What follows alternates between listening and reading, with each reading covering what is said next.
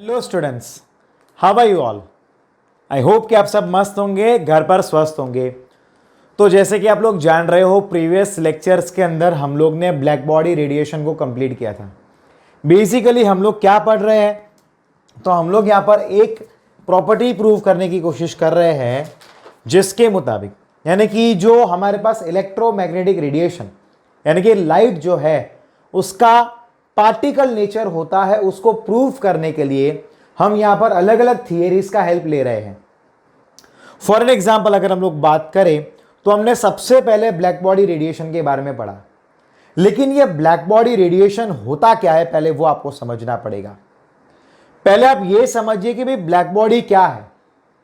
Black body की अगर हम बात करें तो वो एक ऐसी बॉडी रहती है, नॉर्मली लोग ये समझते हैं कि भाई जो ब्लैक कलर की बॉडी होगी उसको ब्लैक बॉडी बोलेंगे, यानी कि कोई भी ऑब्जेक्ट ऐसा है जो ब्लैक कलर का है उसको ब्लैक बॉडी बोलते हैं। ऐसा नहीं होता।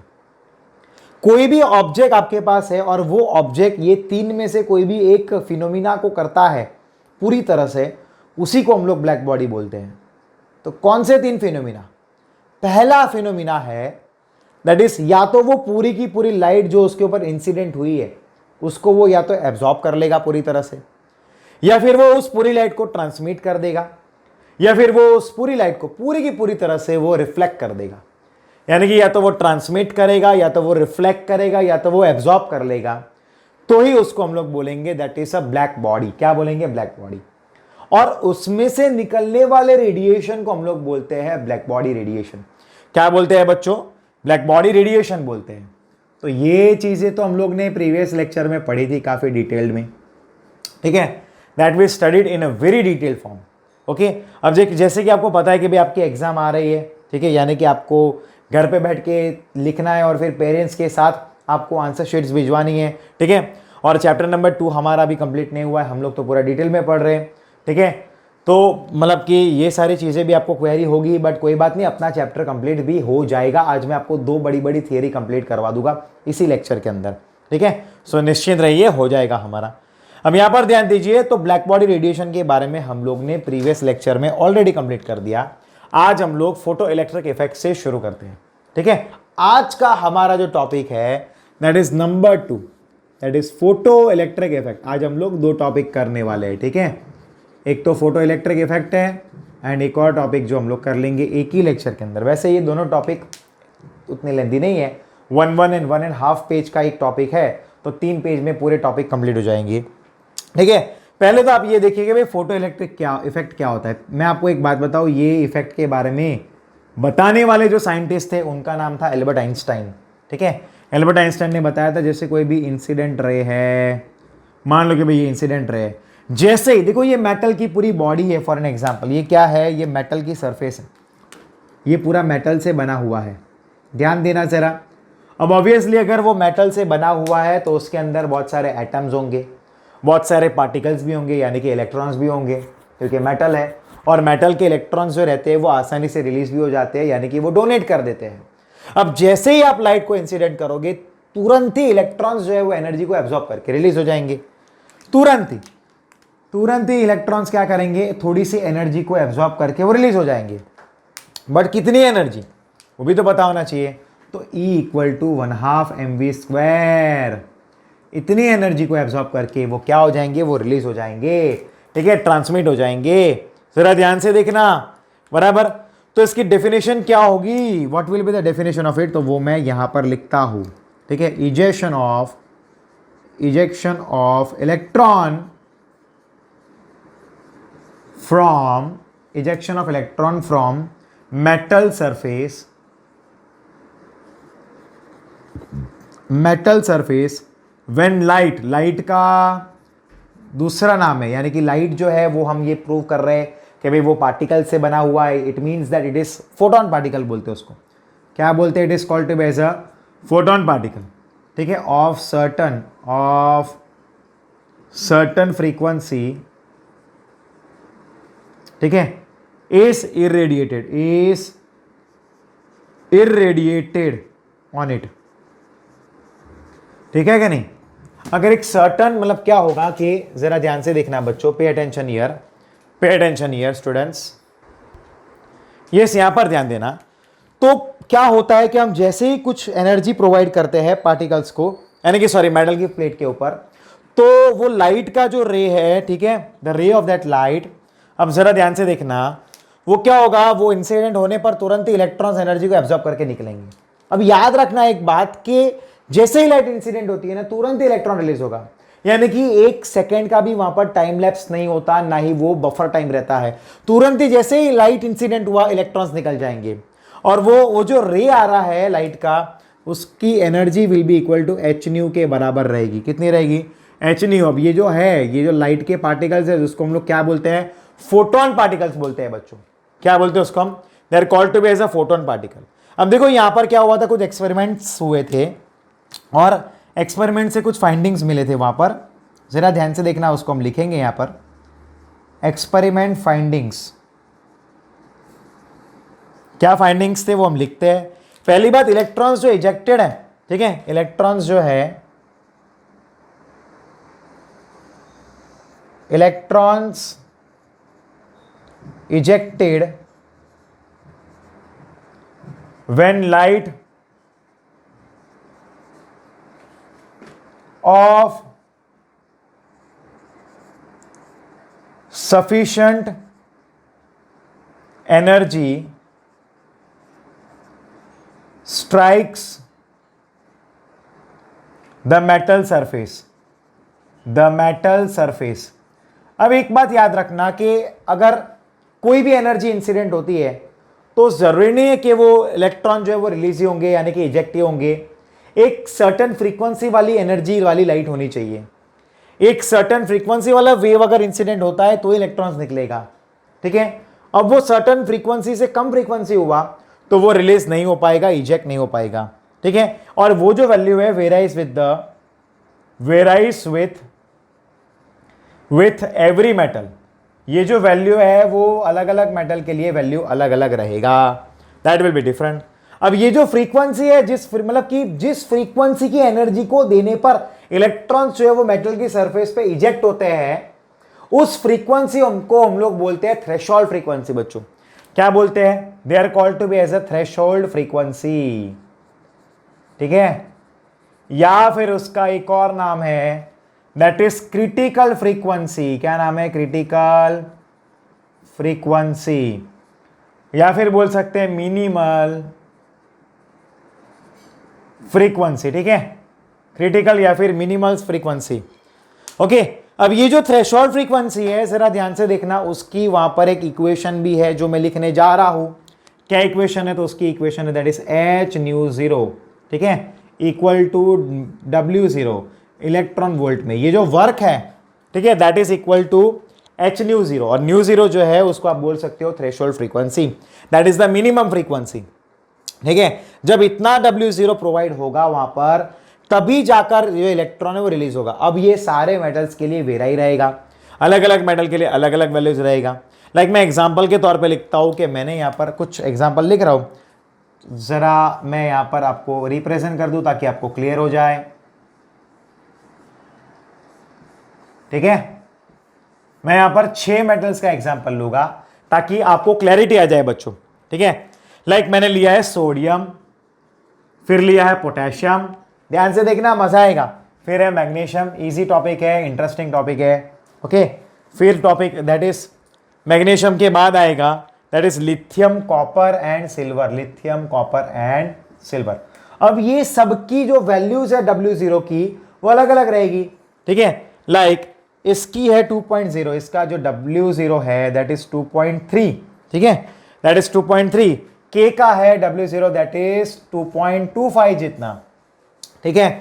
फिर हमारे पास है दैट इज Li का 2.4, Mg की बात करते हैं यहां पर पहले, दैट इज 3.0, इसका वैल्यू है 3.0, यानी कि 3 वैल्यू हुआ, ठीक है।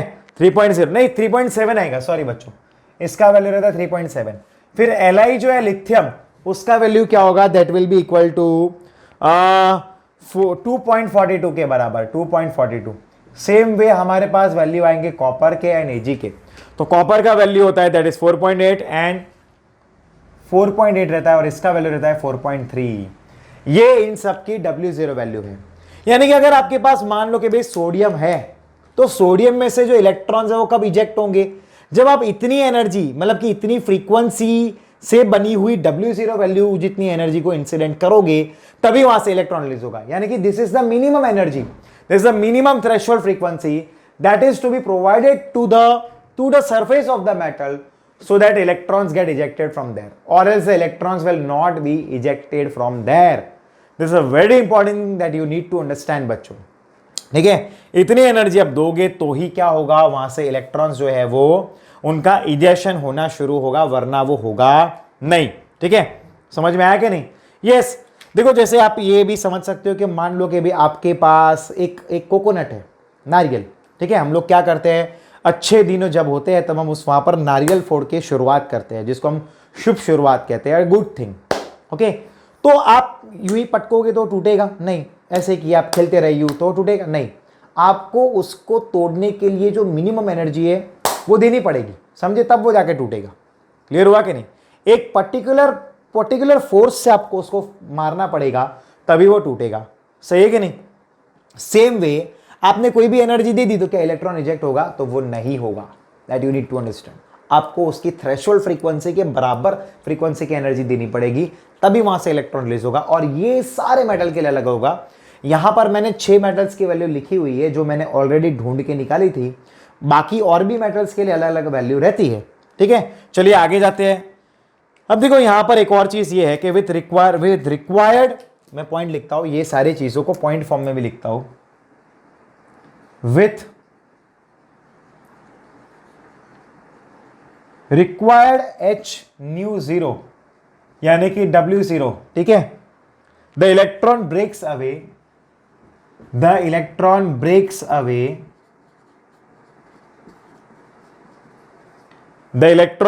away from atom by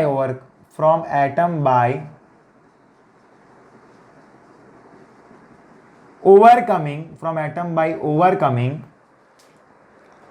nuclear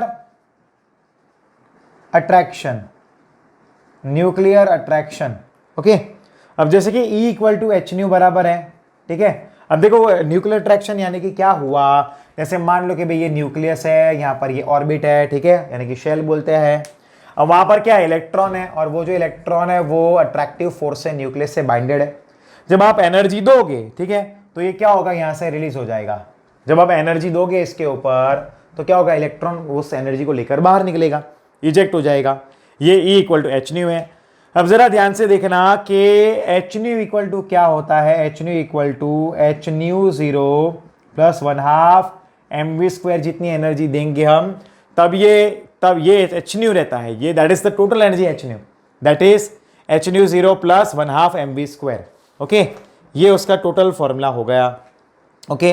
अभी आगे मुझे और भी कुछ लिखना है, जरा ध्यान से देखते रहना, ओके।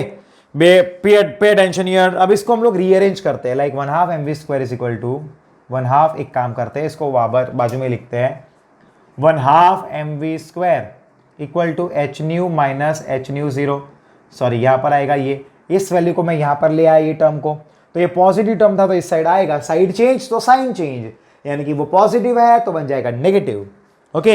ये हमें मिला। अब जरा ध्यान से देखना, इधर तक तो ये क्लियर हुआ है। अब इसको हम लोग एक काम करेंगे, एक y equal to mx plus c से कंपेयर करेंगे। y इक्वल टू क्या आएगा, that is mx plus c, ये मैथमेटिक्स का एक इक्वेशन है, ठीक है। तो हमें क्या मिलेगा, यहाँ पर न्यू क्या है, तो वो फ्रीक्वेंसी है। तो हमारा ग्राफ क्या बनेगा, जरा ध्यान से देखना, this will be our graph, okay. अब ग्राफ में ये वाला पार्ट जो है ये क्या है, y एक्सिस है, और ये वाला पार्ट क्या है, x एक्सिस है। तो यहाँ पर y क्या आएगा, तो वो 1/2 mv² आएगा, यानी कि काइनेटिक एनर्जी आएगा। तो y एक्सिस पे क्या रिप्रेजेंट करेंगे, काइनेटिक एनर्जी रिप्रेजेंट करेंगे। x एक्सिस पे क्या है, तो h न्यू है, जरा ध्यान से दे रहना। x एक्सिस के ऊपर क्या मिला हमें, वो मिला है h न्यू के बराबर, ओके, क्लियर है, यस। और यहां पर ये क्या बनेगा, इंटरसेप्ट, यानी कि आएगा इंटरसेप्ट, यानी कि c जो रहता है उसको हम इंटरसेप्ट बोलते हैं, वो क्या है, दैट इज एच न्यू 0, क्या आएगा, वो एच न्यू 0 पर वो आएगा माइनस में, ओके, माइनस में आएगा। क्यों, क्योंकि ये तो वैल्यू घटता जा रहा है यूं, क्लियर है कि नहीं। ये हमें इसका ग्राफ मिल गया और इसी को हम लोग बोलते हैं photo electric effect. Basically photo electric effect का मतलब ये होता है कि कोई भी मेटल की सरफेस है, उसके ऊपर आप एक sufficient amount of energy apply करो, वहां पर जो इलेक्ट्रॉन्स है वो तुरंत ही रिलीज होंगे, यानी कि इजेक्ट होंगे। वो आधे सेकंड का के लिए भी वेट नहीं करेंगे, लाइट आए आए आए और फिर इलेक्ट्रॉन निकले, नहीं। जैसे इलेक्ट्रॉन इंसिडेंट हुआ है, दूसरे क्षण मतलब कि तुरंत ही इमीडिएटली इलेक्ट्रॉन जो है वो वहां से रिलीज हो जाएंगे। और यही है फोटो इलेक्ट्रिक इफेक्ट, ओके, जिसको देने वाले साइंटिस्ट का नाम था एल्बर्ट आइंस्टाइन। समझ में आया स्टूडेंट्स? क्लियर है सबको ये टॉपिक? चलिए मैं आपको 2 मिनट का टाइम दे रहा हूं, आप इसको रीड कर लो आराम से, फिर हम नेक्स्ट टॉपिक पे जाएंगे। अब इसको आराम से रीड कर लो, चलो रीड इट। ये तो पता चला ना आपको कि भाई एच न्यू वाला जो मैंने बनाया, क्या किया मैंने, एच न्यू, yes, Y equal to M X plus C से कंपेयर किया, तो वाई के बराबर 1/2 mv² आया, जिसको हम लोग काइनेटिक एनर्जी बोलते हैं। एक्स के बराबर क्या आया, एच न्यू आया है, एंड सी यानी कि इंटरसेप्ट बनता है, दैट इज एच न्यू 0। ठीक है, चलिए चलिए आगे बढ़ते हैं। इसका आप लोग स्क्रीनशॉट ले लो, take the screenshot of this, इसका स्क्रीनशॉट ले लो आप, कमान स्क्रीनशॉट ले लो, और फिर बाद में इसकी नोट्स बनाना। हम लोग जाते हैं न्यू टॉपिक पे, और जो हमारा नया टॉपिक है that is dual nature of electromagnetic radiation. यानी कि लाइट का तो हमें ये तो पता ही है कि भाई वो वेव नेचर तो होता ही है, पर यहां पर ये थियरीज तो उसका पार्टिकल नेचर भी प्रूव कर रहा है, सही है कि नहीं? यानी कि उसका दोनों नेचर है, पार्टिकल नेचर भी है एंड वेव नेचर भी है, तो उसको हम क्या बोलते हैं, ड्यूल नेचर बोलते हैं। जरा ध्यान से देखना आप लोग, नंबर 3 ड्यूल नेचर।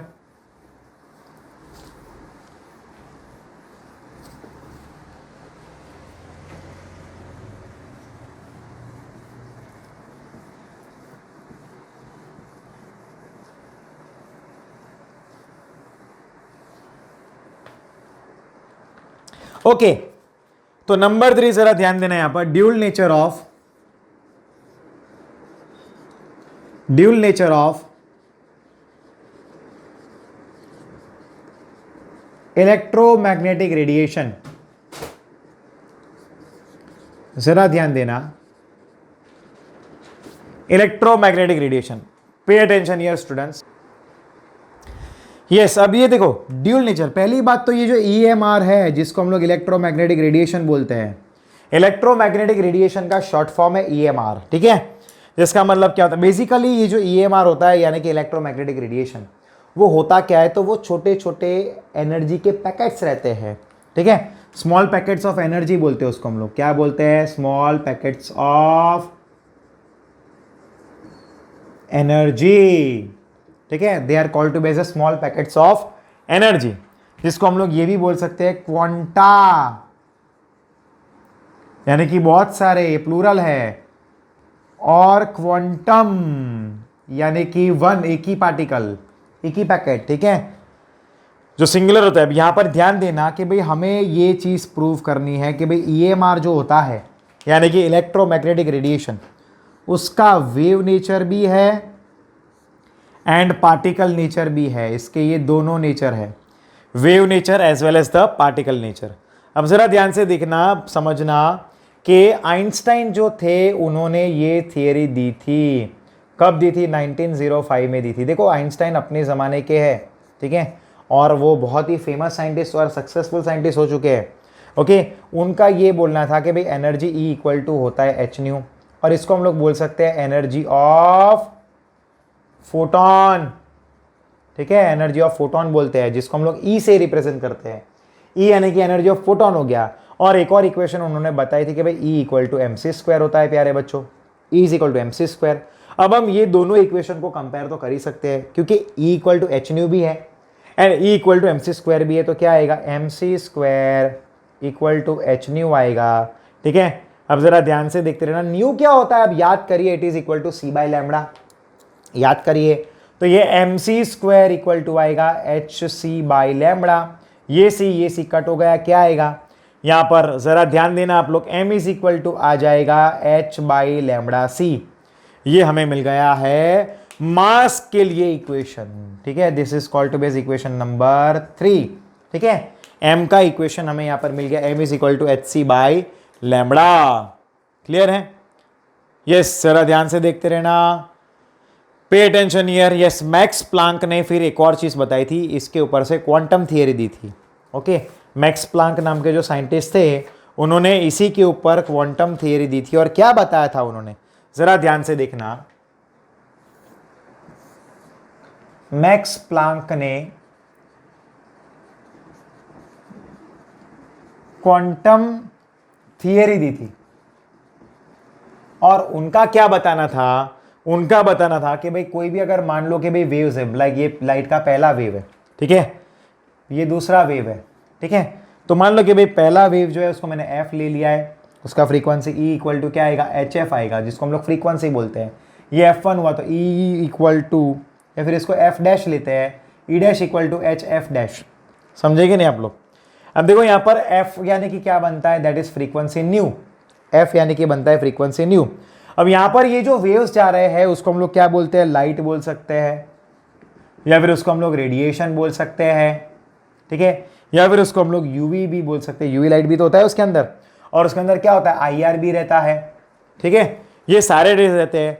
अब देखो ये लाइट जो है, ये मैक्स प्लांक का भी ये कहना था कि भाई लाइट जो है वो बहुत सारे छोटे छोटे टाइनी पैकेट से बना हुआ है, ठीक है। They are made up of tiny packets of energy, they are made up of tiny packets of energy, जो हमने आगे ही पढ़ा है। यानी कि एक अगर लाइट का वेव है तो बहुत सारे छोटे छोटे पैकेट्स ऑफ एनर्जी उससे बना रहेगा, ऐसा उनका कहना था। यानी कि ये बात तो प्रूव हो गई है कि अगर लाइट छोटे छोटे पैकेट से बना हुआ है, यानी कि उसका पार्टिकल नेचर है, छोटे छोटे पैकेट्स अगर से उससे बना हुआ है, यानी कि उसका क्या है, पार्टिकल नेचर है, और उसका फ्रीक्वेंसी है, यानी कि उसका वेव भी होगा, यानी कि वो वेवलेंथ वाला है, ठीक है कि नहीं, वेवलेंथ वाला है। लाइक मान लो कि भाई हमारे पास ये एक वेव है, जरा ध्यान से देखना, उसमें हमें ये चीजें कैलकुलेट करनी होती है। एक तो होता है लैम्बडा, दूसरा होता है फ्रीक्वेंसी एफ, तीसरा होगा वी। ये फ्रीक्वेंसी को आप न्यू लिख दो ताकि आपको क्लियर हो जाए, ठीक है। अब ये लैम्बडा क्या होता है, जरा ध्यान से देखना, उसका फॉर्मूला हमारे पास है, दैट इज, जरा ध्यान से देखना, ये वी यानी कि फ्री स्पीड न्यू लैम्बडा, जरा ध्यान से देखना, इसका मतलब क्या होता है, इसका मतलब होता है वेव स्पीड। क्या होता है इसका मतलब, वेव स्पीड। इसका मतलब होता है फ्रीक्वेंसी, एंड ये होता है वेवलेंथ। कोई भी अगर वेव आपके पास है तो उसके लिए ये 1, 2 एंड 3 टर्म्स को समझना जरूरी होता है, और wave speed is equal to frequency into wavelength होता है। ये उसका फॉर्मूला है, याद रखना। अब ये जो इलेक्ट्रोमैग्नेटिक वेव्स है, ठीक है, उसमें ये 3 चीजें बहुत ही समझनी है। एक तो लाइट है, दूसरा वो गामा रेस बोल सकते हो उसको, उसके अंदर यूवी भी रहता है, आईआर भी रहता है, वो इन चीजों से बना रहता है। अब जरा ध्यान से देखिएगा भाई, फॉर्मूला क्या बनता है, देखो, पे अटेंशन हियर गाइस, ठीक है, जरा ध्यान से देखते रहना तो आपको क्लियर होगा कि भाई ई जो है एनर्जी, दैट इज क्या बताया हमने, क्या बताया, यस, पे अटेंशन हियर। अब हम न्यू को है ना सब्जेक्ट बनाते हैं, this is nu equal to V by lambda, ठीक है, वी बाई लैम्बडा आ गया, क्लियर है कि नहीं, यस। उसको हम लोग क्या बोल सकते हैं, वी यानी कि क्या हुआ, वेलोसिटी ऑफ लाइट हुआ, जिसको हम लोग सी से रिप्रेजेंट करते हैं बच्चों, बराबर के नहीं। तो वी को हम लोग सी से रिप्रेजेंट करते हैं, तो मैंने वी की जगह पर सी रख दिया, जिसका मतलब होता है स्पीड ऑफ लाइट, ठीक है कि नहीं। अब देखो आपके पास फॉर्मूला है E equal to H nu वाला फॉर्मूला है, तो उसमें ये न्यू की वैल्यू रख दो, that is C by H C by lambda. अब आपको समझ में आया कि भाई एच सी बाई लैम्बडा, ये सी बाई लैम्बडा कहां से आया, तो वो ये वाली इक्वेशन से ये बना, और वही इक्वेशन से ये बना, और फिर वो आया वैल्यू, समझे कि नहीं। यस, तो E equal to H C by lambda हुआ। अब यहां से अगर आप देखोगे, चेक करोगे, तो एक बात प्रूव हो जाती है कि भाई लाइट जो है उसका एक्सेप्टेड हो गया कि भाई वेव नेचर है as well as particle nature है। अब क्योंकि ये दोनों नेचर उसके हैं तो उसको हम लोग बोलते हैं ड्यूल नेचर। क्या बोलेंगे, ड्यूल नेचर। क्लियर हुआ कि नहीं, समझ में आया। इसी को हम लोग बोलते हैं dual nature of electromagnetic radiation, यानी कि लाइट। चलो शांति से वापस समझो, थियरी नंबर 3 कर रहे हैं हम लोग, that is dual nature of electromagnetic radiation, ठीक है। जरा ध्यान से देखना, dual nature of electromagnetic radiation वो हमारे लिए थियरी नंबर 3 होगा, ठीक है। हाँ, अब देखो वो क्या बता रहा है कि भाई ईएमआर यानी कि लाइट जो है, इलेक्ट्रोमैग्नेटिक रेडिएशन जो है, वो छोटे छोटे एनर्जी का पैकेट्स है, जिसको हम क्वांटा बोल सकते हैं या क्वांटम बोल सकते हैं। क्वांटा का मतलब होता है वो प्लूरल, यानी कि बहुत सारे, एंड क्वांटम का मतलब होता है एक पार्टिकल, यानी कि उसको सिंगुलर बोल सकते हैं, ठीक है। अब EMR जो है इलेक्ट्रोमैग्नेटिक रेडिएशन, उसका वेव नेचर भी है, पार्टिकल नेचर भी है। एल्बर्ट आइंस्टाइन ने ये इक्वेशन लिया था और जिसको मैंने मर्ज करके m=hc लैम्बडा, ठीक है। अब एक बात याद रखना, आपके पास एक वेव है या दो वेव है, मैक्स प्लैंक का ये बोलना था कि ये जो वेव्स है वो छोटे छोटे पैकेट्स ऑफ एनर्जी यानी कि छोटे छोटे पार्टिकल्स ऑफ एनर्जी से बना हुआ है, ठीक है। इनमें तीन चीजें हमें मतलब तीन चीजें याद रखनी है, क्या है अभी आगे देखते हैं। इस लाइट को आप रेडिएशन बोल सकते हो, उसमें यूवी भी रहता है, IR भी रहता है, ठीक है। लाइट को क्योंकि हमने यहां पर पार्टिकल बोला है तो उसके अंदर तीन चीजें हमें ध्यान रखनी है, एक है लैम्बडा, एक है न्यू और एक है वी, ठीक है। अब ये जो वी है that is called wave speed, that is equal to nu into lambda. लेकिन ये जो है अब याद रखना बच्चों कि यहां पर न्यू जो है, अब इसको देखो इक्वेशन जो मिली मुझे, मैं उसको न्यू को सब्जेक्ट बनाता हूं तो लैम्बडा नीचे जाएगा, तो क्या आएगा nu is equal to V by lambda. But V क्या होता है, वेलोसिटी ऑफ लाइट, जिसको हम लोग सी से रिप्रेजेंट करते हैं, ठीक है। तो मैंने सी बाई लैम्बडा लगा दिया। अब आपको पता चला कि ये nu equal to C by lambda कहां से आया, तो वो ये वाली इक्वेशन से बन के ये आया है। अब हमें ये भी चीज पता है, हम लोग आगे के बहुत सारे लेक्चर्स में पढ़े भी है और इसके रिलेटेड न्यूमेरिकल्स भी किए हैं, that is equal to H nu, ठीक है। एच न्यू हुआ तो न्यू क्या होता है, सी बाई लैम्बडा रख दिया और हमें वैल्यू मिल गया। ये हमारी इंपॉर्टेंट फॉर्मूला बन गया और इसका पूरा डेरिवेशन भी मैंने आपको सिखा दिया। कितना इजी है ये, dual nature of electromagnetic radiation, यानी कि इसका मतलब तो ये प्रूव हो गया है कि लाइट जो है उसका पार्टिकल नेचर भी है एंड इलेक्ट्रोमैग्नेटिक यानी कि उसका वेव नेचर भी है, ठीक है। हमने यहाँ पर ये थियरीज के ड्यूल नेचर के बारे में तीन थियरीज कंप्लीट किए।